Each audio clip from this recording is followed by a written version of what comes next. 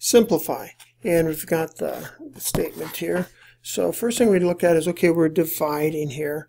And the divide is the same thing as take the inverse and multiply. So let's do that first. N minus 1 over n cubed plus 1 times n minus 1 over n cubed minus 1 times n squared plus n plus 1.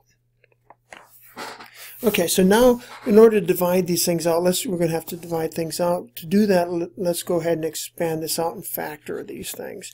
If we look at this right here, this first one, n squared minus 1, that's the difference of squares, because that's really, you can think of this as 1 squared also. So remember, if you have the difference of squared, if you have a squared minus b squared, that's the same thing as a plus b times a minus b. It's one of those factors that you probably need to learn to just be able to memorize and look at it and recognize it and immediately factor that.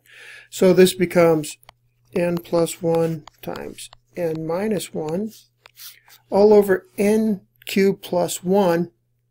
Well, that is the sum of cubes, because if you think of this 1 as cubed, then if you remember the sum of cubes, a cubed plus b cubed is equal to a plus b times a squared minus ab plus b. And you can remember this because it's always, I think of this as the same difference, or same of difference, or same but different, or whatever. In other words, this here is always the same. The first one is the same, and the second one is always different. So if it's the sum, a cubed plus b cubed is going to be a plus b, a squared minus ab plus b. This is always plus. If it was the difference of cubes, let's say it was a cubed minus b cubed, that's going to be the same, a minus b times the opposite, which would be a squared plus ab plus b.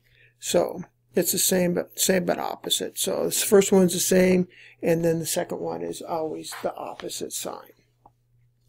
So I'll come on down here. Okay, so we have the sum of cubes. So our a term is n, so it's going to be same. So n plus 1 times the opposite, so it's going to be n squared plus 1 times n, which would be n, and then 1 squared, which would be 1. And then we have times n minus 1, that's factored all the way.